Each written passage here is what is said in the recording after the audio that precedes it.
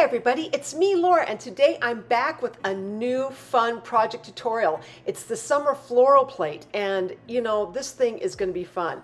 I'm really wanting to show you guys here what you can do with just plain porcelain plates that you might find at your local thrift store. So right here I have a white plate. It has a little bit of silver, kind of highlight ring around it, but that's not a big deal. We're going to have some fun with this. I'm bringing in my Ateco cutter. It's my largest one, and this is some tan type peach clay, if you will. And I want to say this particular circle, or I should say the clay itself, I ran that on a number 3 setting on my Atlas pasta machine.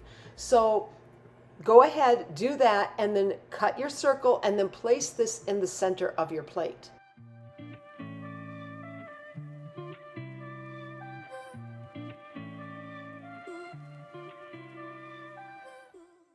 Now, once you have this thing positioned to where you really like it, go ahead and bring in your black and white clay.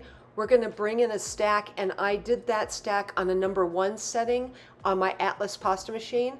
So yeah, on my second largest opening. And I can't help myself. I love my stacks. They come in so darn handy. I ran that, I cut a piece and then I run it through my pasta machine again on a number 1 setting. And then this thing was about 1/8 of an inch wide when I cut it. And then you're just cutting a line of your black and white, which creates a bit of a checker for you. And you're going to place this around that little peach tan type center circle on your plate. But for now, on the rest of this little segment, I'm going to let you guys watch my hands talk and enjoy just me putting some checker around this tan piece.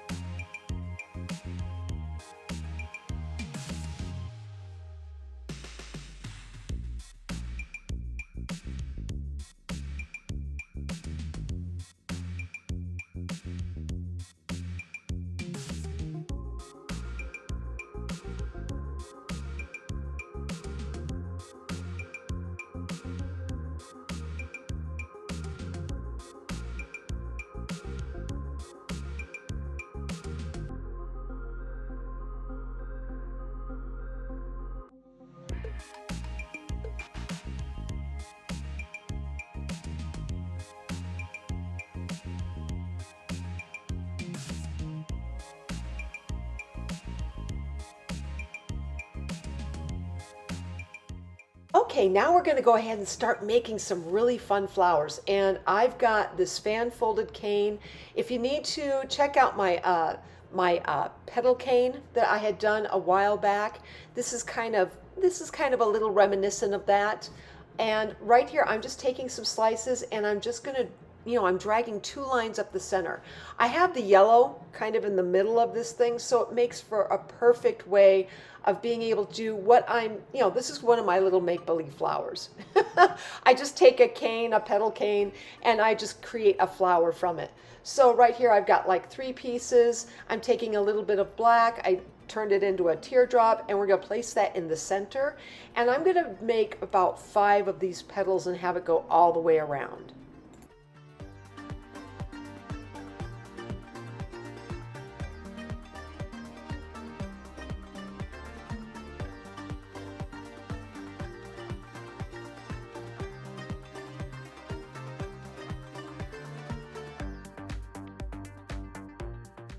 Okay, so I made this little 5-petal make-believe flower in my mind. So I thought, let's go ahead and place him to the side. I want to do another one, and we're just going to have 3 petals on that one. I like to have, you know, when I'm doing these little make-believe flowers, I like to have a bigger one, a mid-size range kind of similar flower, and then like a small one, which usually includes just one particular petal.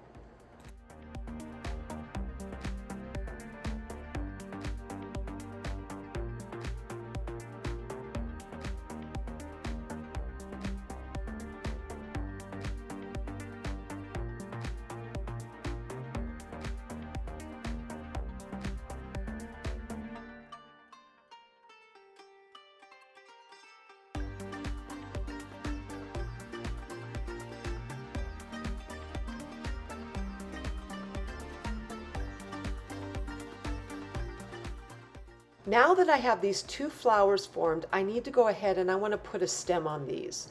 This is really almost crucial for me. You're going to be making a lot of little green snakes here. So right here I made a log. I'm placing that log right around that 3-petal. I'm pulling out so you have a nice kind of long stem. And once you have that stem on there, again, I'm bringing in my knitting needle and I'm poking that hole in the center for that flower. So I'm finishing up that flower entirely. We're going to do the same with the 5-petal as well.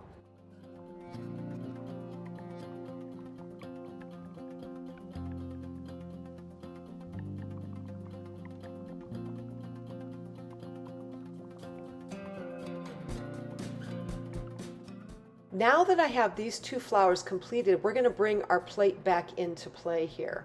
And I'm going to go ahead, and this is, part of this is just, you know, a little bit of guesswork maybe on where you might want to put your placement of your flowers. I thought when I place my flowers, I like to have my smaller flower up higher than my larger ones. I like to have the larger ones kind of down lower on the plate, whatever point you pick, because it's round, it doesn't matter where you start, you just go with it. And again, like right here, I'm taking off a little bit of that extra green. I had a little extra, but you're going to place these 2 together. Now I'm also then bringing in my red clay. I'm going to form up some roses here.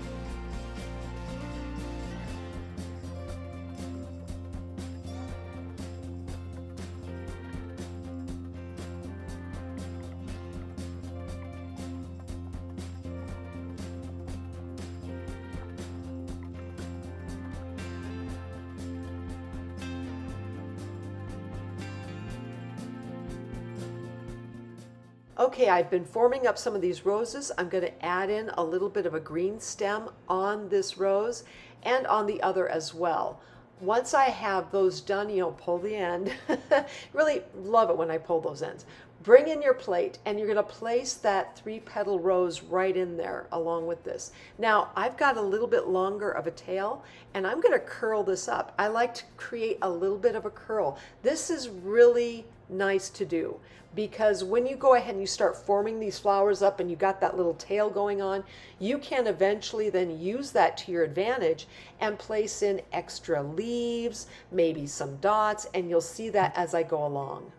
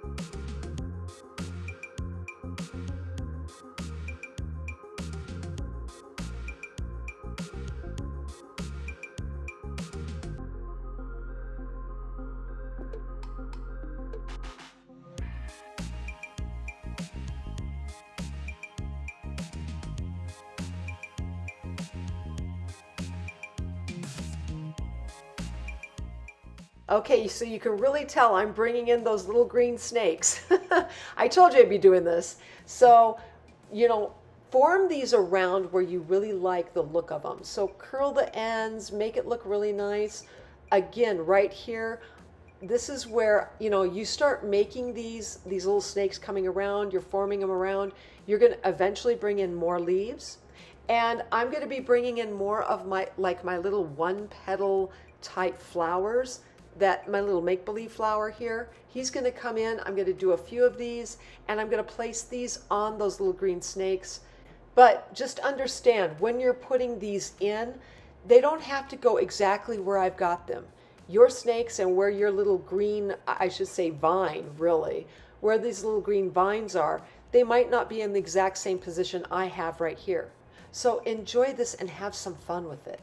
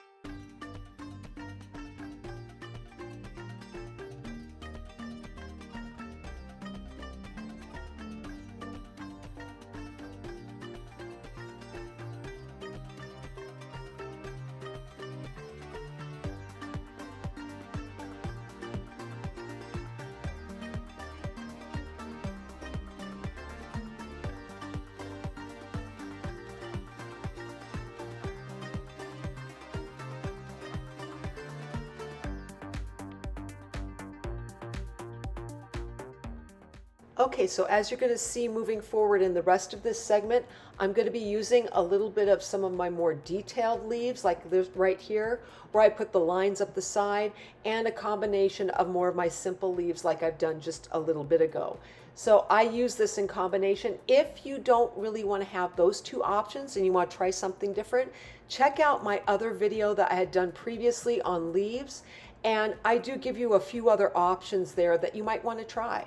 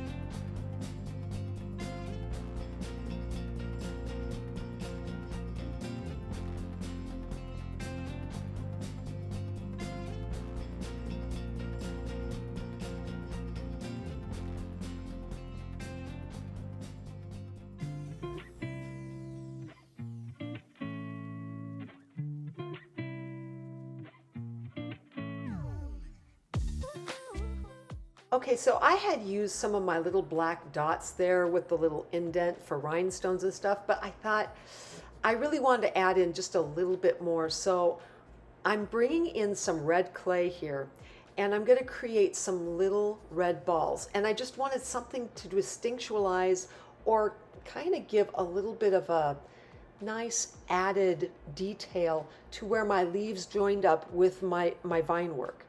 And it's kind of a nice, it's just a nice detail. I really love it. So, more detail is kind of fun here because the more detail you get, the more fun you can just enjoy the pattern you're creating.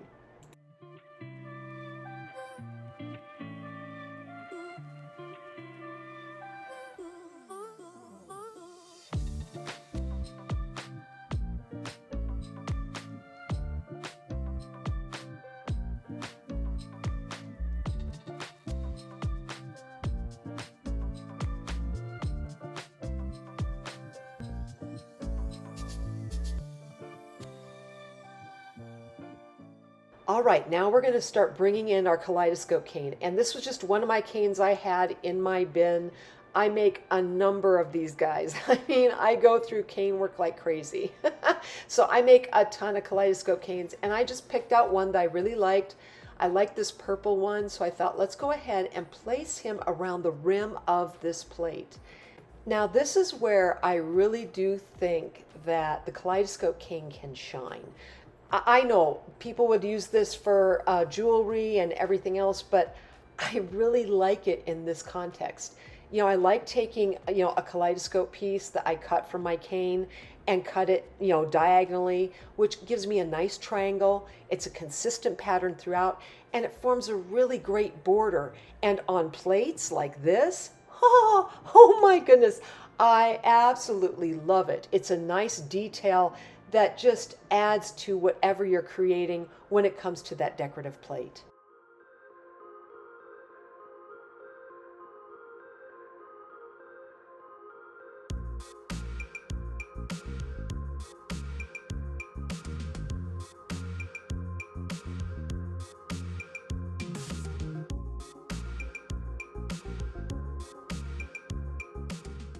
Okay, so here I need to mention when you get to the very end, you're going to notice I've got some gap. Okay, so you got to make that work, right? So what I'll do, and this is why you don't glue anything down ahead of time. When you're going around and you're setting these triangles in, what you're going to do is you're going to lift off like a couple of the ones at the very end and give them a little bit of a gap or a little bit of room between the piece that they're right up next to.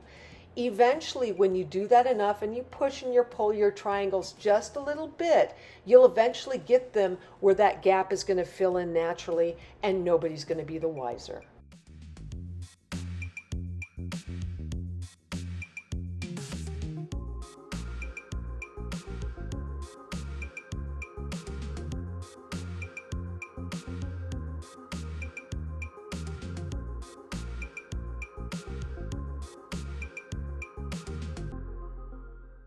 Now we're going to bring in some of my red clay, and I want to say I rolled this out on a number 2 or 3 setting on my Atlas pasta machine, and I'm bringing in my heart Kemper cutter, and I wanted to go ahead, and it's a little small heart Kemper cutter. I wanted to take a bunch of those, and I'm lifting them off with my needle tool right at the center there, and I'm placing them right in between each of the little kaleidoscope triangles.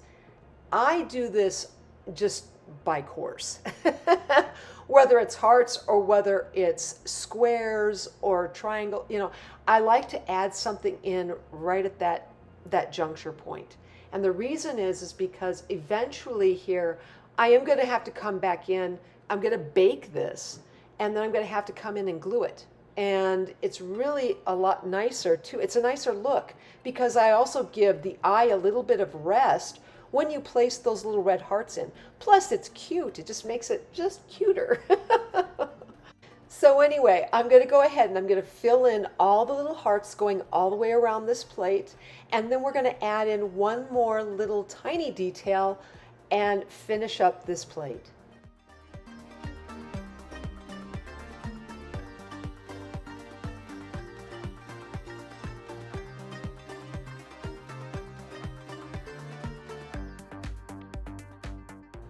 Okay, we now have all of our little hearts in all the way around. Yay! Oh, I love that. It looks really great. But we're not quite finished. Now, if you need to, you might have to count it out. Me, I just kind of guessed on this one. And part of it was I thought, well, we'll just have to see how it works. I'm making black little balls and I'm going around to every other little heart and I'm placing it down right at the point there.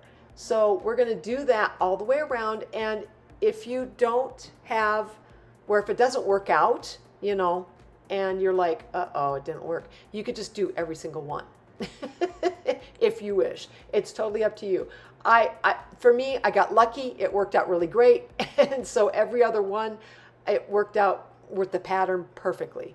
But if you need to, and it doesn't work out, and if you have to even, maybe count it out a little bit. Maybe space it when you go to use your kaleidoscope to make sure you wind up with, okay, I'll have every other one with a little black dot and it's going to work out in this regard. Again, I'm bringing in my knitting needle, I'm making that indent, and this is where we're going to be able to place some rhinestones, giving this plate just a little bit more flash. Now at this point, I'm going to go ahead, and once I have this all set, we're going to bake it, and then I'm going to come back here. So right now, this piece is baked. So I'm going to come in with my super glue. I'm going to use some of my rhinestones and fill in the flowers, and then I'll also go around the border area, and where I have my little black dots, I'll put in rhinestones there as well.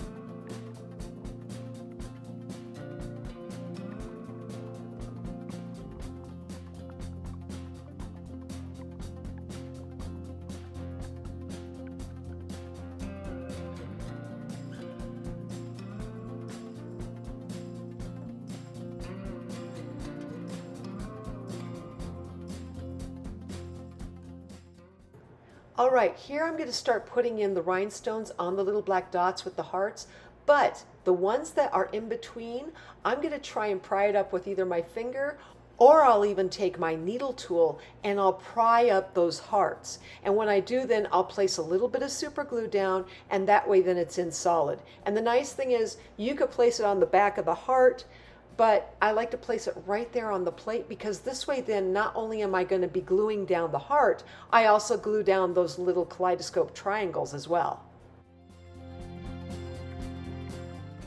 Now with your liquid super glue, there are going to be times where you might get a little bit too much. I like to use a Kleenex to drag up or gather up any excess super glue I might accidentally put down. It is a nice little trick. It works great.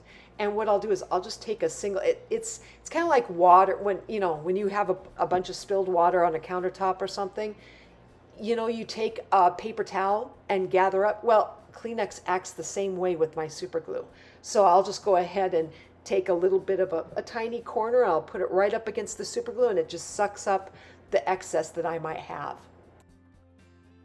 Okay, so here I'm bringing in my needle tool and I'm kind of digging under a little bit on the center piece, and just to lift it out so I can take it, this has been baked, flip it over, use a little bit of super glue, and I like to put it in the crevice right along where the border is, because it got pushed up against it originally, but it's not solid, so I like to use a little bit of super glue in that crevice area.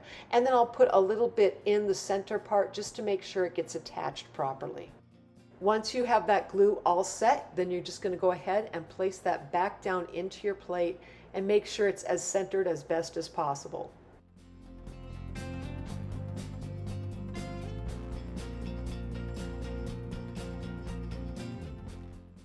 I did notice here I forgot to glue right where the little black dots are on the outside of my border here. So I'm taking a little bit more super glue and I'm just going to go ahead and make sure those are all attached in firmly.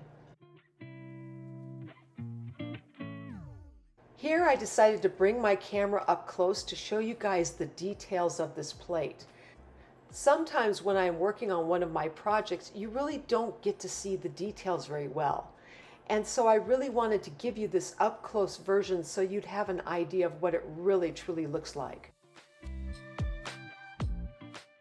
So here is the end result of my floral plate in roses and flowers. I hope you guys enjoyed this video, and if you did, please like, subscribe, and leave me a comment. I'm always wondering what you're thinking.